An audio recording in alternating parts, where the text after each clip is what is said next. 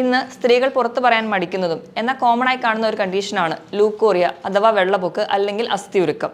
ഇന്ന് നമുക്ക് ഈ വിഷയത്തെക്കുറിച്ച് സംസാരിക്കാം. അവരുടെ സ്കിന്നിൽ ഹോർമോണൽ കുറയുന്നത് കൊണ്ടും ഡ്രൈനസ് കൂടുന്നത് കൊണ്ടും അവർക്ക് വെള്ളപ്പൊക്ക് ഉണ്ടാക്കാം. അടുത്തതായിട്ട് ഒരുപാട് സ്ട്രെസ് അനുഭവിക്കുന്നവരിൽ അല്ലെങ്കിൽ വിളർച്ച അല്ലെങ്കിൽ അനീമിയ പോലെയുള്ള രോഗങ്ങളുള്ളവരിൽ പ്രമേഹ രോഗികളിലും നമുക്ക് വെള്ളപ്പൊക്ക് കാണാം. അതിനായിട്ട് നമുക്ക് വൈറ്റമിൻ സി അടങ്ങിയ ഭക്ഷണങ്ങൾ കൂടുതലായിട്ടും കഴിക്കാം. സാധാരണയായി കാണുന്നത് പുളിയുള്ള ഫ്രൂട്ട്സ്, അതായത് നെല്ലിക്ക, നാരങ്ങ, ഓറഞ്ച് തുടങ്ങിയ ഭക്ഷണങ്ങൾ കൂടുതലായി കഴിക്കുക. ഹായ്, ഞാൻ ഡോക്ടർ പ്രിയ. ഇന്ന് സ്ത്രീകൾ പുറത്തു പറയാൻ മടിക്കുന്നതും എന്നാൽ കോമൺ ആയി കാണുന്ന ഒരു കണ്ടീഷനാണ് ലൂക്കോറിയ അഥവാ വെള്ളപ്പൊക്ക് അല്ലെങ്കിൽ അസ്ഥിയുരുക്കം. ഇന്ന് നമുക്ക് ഈ വിഷയത്തെക്കുറിച്ച് സംസാരിക്കാം. സ്ത്രീകളുടെ ശരീരത്തിൽ യോനി ഭാഗത്തെ pH മെയിൻറ്റെയിൻ ചെയ്യാനായിട്ട് ശരീരം തന്നെ ഒരു ദ്രാവകം ഉൽപ്പാദിപ്പിക്കുന്നുണ്ട്. അതിന് നമ്മുടെ പച്ച മുട്ടയുടെ വെള്ള പോലെയാണ് കാണപ്പെടുന്നത്. പ്രത്യേകിച്ച് സ്മെല്ലോ അല്ലെങ്കിൽ നിറത്തിന് വ്യത്യാസമോ ഒന്നും കാണുകയില്ല. ഇതിന് പുറമെ പീരീഡ്സ് ആയിട്ടുള്ള സ്ത്രീകളിൽ അല്ലെങ്കിൽ പെൺകുട്ടികളിൽ ആർത്തവത്തിന് കുറച്ച് ദിവസം മുൻപോ അല്ലെങ്കിൽ ആർത്തവത്തിന് കുറച്ച് ദിവസങ്ങൾക്ക് ശേഷം, അതുപോലെ ഓവുലേഷൻ ടൈമിൽ, അതുപോലെ തന്നെ പ്രഗ്നൻസിയിൽ ഈ ഡിസ്ചാർജ് കുറച്ചളവ് കൂടുതലായി കാണാം. ഇതും തികച്ചും നോർമലാണ്. ഇങ്ങനെ കാണുന്നതിന് നമ്മൾ ഫിസിയോളജിക്കൽ ലൂക്കോറിയ എന്നാണ് പറയുന്നത്. ഇനി നമ്മൾ എപ്പോഴാണ് ഈ ഡിസ്ചാർജിനെ പേടിക്കേണ്ടത് എന്ന് നോക്കാം. ഇങ്ങനെ നമ്മുടെ ശരീരത്തിൽ നോർമലായി കാണുന്ന ഈ ഡിസ്ചാർജിനെ നമ്മൾ എപ്പോൾ ശ്രദ്ധിക്കണമെന്ന് നോക്കാം.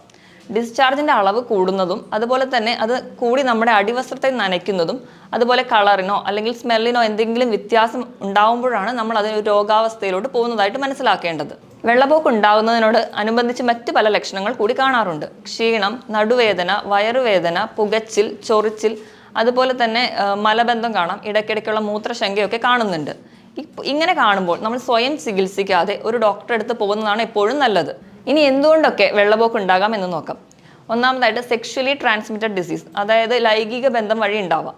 അതായത് ഭാര്യയിൽ നിന്ന് ഭർത്താവിലേക്കോ അല്ലെങ്കിൽ ഭർത്താവിൽ നിന്ന് ഭാര്യയിലേക്കോ ഈ രോഗം പടരാം.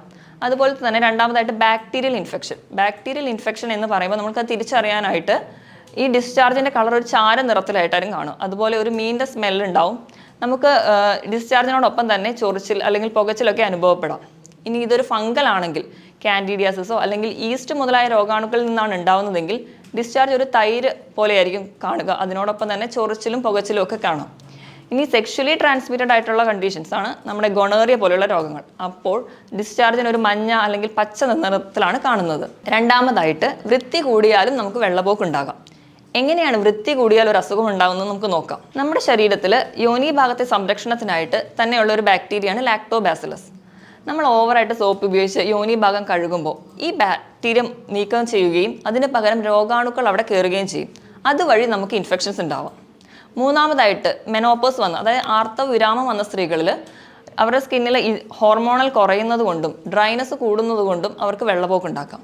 അടുത്തതായിട്ട് ഒരുപാട് സ്ട്രെസ് അനുഭവിക്കുന്നവരിൽ അല്ലെങ്കിൽ വിളർച്ച അല്ലെങ്കിൽ അനീമിയ പോലെയുള്ള രോഗങ്ങളുള്ളവരിൽ പ്രമേഹ രോഗികളിലും നമുക്ക് വെള്ളപ്പൊക്ക് കാണാം. ഇതിന് പുറമെ തന്നെ ചില മരുന്നുകൾ കണ്ടിന്യൂസ് ആയി കഴിക്കുന്നവർക്ക്, ഇപ്പോൾ ആൻറ്റിബയോട്ടിക്സ് ഒരുപാട് കഴിക്കുന്നവരിലും നമ്മുടെ ആവശ്യത്തിനുള്ള ബാക്ടീരിയ കൂടി നശിച്ചു പോകുന്നത് വഴിയും നമുക്ക് വെള്ളപ്പൊക്ക് ഉണ്ടാകുന്നതായി കാണാം. ഇതിന് പുറമെ തീരെ ചെറിയ കുട്ടികളിലും നമ്മൾ വെള്ളപ്പൊക്ക് കാണുന്നുണ്ട്. അതെന്തുകൊണ്ടൊക്കെയാണെന്ന് നോക്കാം. തീരെ കുഞ്ഞു കുട്ടികൾ കളിക്കുന്ന അല്ലെങ്കിൽ എന്തെങ്കിലും സാധനങ്ങൾ യോനി ഭാഗത്തിടുമ്പോൾ ഈ ഫോറിൻ ബോഡി അവിടെ ഇരുന്നിട്ട് നമുക്ക് ഇൻഫെക്ഷൻ ഉണ്ടാകും. അതുമല്ലെങ്കിൽ നമ്മൾ കഴുകുമ്പോൾ ഒരുപാട് കെമിക്കൽസ് ഉപയോഗിച്ച് അവരെ കുളിപ്പിക്കുക അങ്ങനെയൊക്കെ ചെയ്യുമ്പോൾ കാണാം. അതുപോലെ അവരുടെ ഡ്രസ്സ് കഴുകുമ്പോൾ ഓവറായിട്ടുള്ള ഡിറ്റർജൻസ് യൂസ് ചെയ്യുന്നത് കൊണ്ട് അവർക്ക് വെള്ളപ്പൊക്ക് കാണുന്നുണ്ട്. ഇതിനെല്ലാത്തിനും പുറമെ ബാക്ടീരിയയോ വൈറസോ ഉണ്ടാക്കാം. അതിനോടൊപ്പം തന്നെ വിരശല്യം കൊണ്ടും കുഞ്ഞു കുട്ടികളിൽ ഈ വെള്ളപ്പൊക്ക് കാണുന്നുണ്ട്. സാധാരണയായിട്ട് ഈസി ആയിട്ട് നമുക്ക് കൺട്രോൾ ചെയ്യാൻ പറ്റുന്ന ഒരു രോഗം മാത്രമാണ് വെള്ളപ്പൊക്ക്. പക്ഷേ നമ്മൾ വേണ്ടത്ര ശ്രദ്ധ നൽകിയില്ലെങ്കിൽ ഇത് യോനിയിൽ നിന്ന് മുകളിലോട്ട് കയറി വന്ന് നമ്മുടെ ഇടുക്ക് ഭാഗത്തുള്ള എല്ലാ അവയവങ്ങളെയും ബാധിക്കും. അതായത് നമ്മുടെ യൂട്രസോ ഓവറിയോ ഫലോപ്പിയൻ ട്യൂബിലോ ഒക്കെ വന്നിട്ട് അവിടെ പെൽവിക് ഇൻഫ്ലമേറ്ററി ഡിസീസ് എന്ന് പറയുന്ന ഒരു ഗ്രൂപ്പ് ഓഫ് ഡിസീസ് തന്നെ ഉണ്ടാക്കാനുള്ള കഴിവ് ഈ അസുഖത്തിനുണ്ട്. ഇനിയിപ്പോൾ ഇതൊരു ചെറിയ പ്രശ്നമല്ലേ, ഇതൊക്കെ നമുക്ക് വീട്ടിൽ തന്നെ മാനേജ് ചെയ്യാലോ, അല്ലെങ്കിൽ ഒന്ന് ചൂടുവെള്ളം കൊണ്ട് കഴുകിയാൽ പോരെ, അല്ലെങ്കിൽ ഉപ്പുവെള്ളം ഇട്ട് കഴുകിയാൽ പോരെ എന്നൊക്കെ ചിന്തിക്കുകയാണെങ്കിൽ അത് തികച്ചും തെറ്റാണ്. നമ്മൾ ഈ കണ്ടീഷനെ വേണ്ടത്ര രീതിയിൽ മാനേജ് ചെയ്തില്ലെങ്കിൽ ഈ ഇൻഫെക്ഷൻ നമ്മുടെ യോനി ഭാഗത്തുനിന്ന് മുകളിലോട്ട് അസെൻഡ് ചെയ്ത് നമ്മുടെ അരക്കെട്ടിൻ്റെ ഭാഗത്തുള്ള യൂട്രസ്, ഓവറി, ഫലോപ്പിയൻ ട്യൂബ് എല്ലാത്തിനെയും ബാധിച്ച് അങ്ങനെ ഒരു പെൽവിക് ഇൻഫ്ലമേറ്ററി ഡിസീസ് എന്ന് പറയുന്ന ഒരു ഗ്രൂപ്പ് ഓഫ് ഡിസീസ് തന്നെ ഉണ്ടാവാൻ കാരണമാവും. ഇനി നമുക്ക് എങ്ങനെ ലൂക്കോറിയ കൺട്രോൾ ചെയ്യാമെന്ന് നോക്കാം. ആദ്യമായിട്ട് വേണ്ടത് വൃത്തിയാണ്. ഇപ്പോൾ യോനി ഭാഗത്ത് ഒരുപാട് മുടി വളർച്ച എന്തെങ്കിലും ഉണ്ടെങ്കിൽ അത് ട്രിം ചെയ്ത് വെക്കാൻ ശ്രദ്ധിക്കണം. ലൈംഗിക ബന്ധത്തിന് മുൻപും ശേഷവും വൃത്തിയായി ക്ലീൻ ചെയ്ത് വെക്കാൻ ശ്രദ്ധിക്കണം. എപ്പോഴും യോനി ഭാഗം ക്ലീൻ ചെയ്യുമ്പോൾ മുമ്പിൽ നിന്ന് ബാക്കിലോട്ട് ക്ലീൻ ചെയ്യാനും നോർമൽ വാട്ടർ മാത്രം യൂസ് ചെയ്താൽ മതി. കൂടുതൽ സോപ്പോ ഡിറ്റർജൻറ്റിൻ്റെ യൂസ് അവിടെ വേണ്ടി വരില്ല. അതിനോടൊപ്പം തന്നെ നമ്മൾ അടിവസ്ത്രങ്ങൾ കൃത്യമായി വെയിലത്തിട്ട് ഉണക്കുകയും അതുപോലെ മൈൽഡായിട്ടുള്ള സോപ്പുകൾ കൊണ്ട് കഴുകുകയും കോട്ടൺ വസ്ത്രങ്ങൾ മാത്രം ധരിക്കാനും ശ്രദ്ധിക്കണം. ഇതിനോടൊപ്പം മറ്റ് പല അസുഖങ്ങളുള്ളവരാണെങ്കിൽ ഇപ്പം ഡയബറ്റിസോ അല്ലെങ്കിൽ വിളർച്ച അങ്ങനെ രോഗങ്ങളുണ്ടെങ്കിൽ ആ രോഗങ്ങളെ ആദ്യം തന്നെ കൺട്രോൾ ചെയ്യാൻ ശ്രദ്ധിക്കണം. ഇതിനു പുറമെ ധാരാളം വെള്ളം കുടിക്കണം. അതുപോലെ നമ്മുടെ രോഗപ്രതിരോധ ശേഷി വർദ്ധിപ്പിക്കാനായിട്ട് ശ്രദ്ധിക്കണം. അതിനായിട്ട് നമുക്ക് വൈറ്റമിൻ സി അടങ്ങിയ ഭക്ഷണങ്ങൾ കൂടുതലായിട്ടും കഴിക്കാം. സാധാരണയായി കാണുന്നത് പുളിയുള്ള ഫ്രൂട്ട്സ്, അതായത് നെല്ലിക്ക, നാരങ്ങ, ഓറഞ്ച് തുടങ്ങിയ ഭക്ഷണങ്ങൾ കൂടുതലായി കഴിക്കുക. ഇതിനോടൊപ്പം തന്നെ ഇലക്കറികൾ കൂടുതലായി കഴിക്കണം. ഒമേഗ 3 ഫാറ്റി ആസിഡ് അടങ്ങിയിട്ടുള്ള ഭക്ഷണങ്ങൾ കൂടുതലായി കഴിക്കുക. അതായത് ചെറിയ മത്സ്യങ്ങൾ, മത്തി, അയല, ചൂര അതുപോലെയുള്ള മത്സ്യങ്ങളും പിന്നെ നട്ട്സ്, ആൽമണ്ട്, വാൽനട്ട്സ് തുടങ്ങിയ നട്ട്സുകളും കഴിക്കുന്നത് നല്ലതാണ്. ഇതിനോടൊപ്പം തന്നെ റെഡ് മീറ്റ്, അതുപോലെ ജങ്ക് ഫുഡ്സ്, ബേക്കറി ഐറ്റംസ്, മധുരം അടങ്ങിയ ഭക്ഷണങ്ങൾ ഇത് പൂർണ്ണമായും ഒഴിവാക്കുക.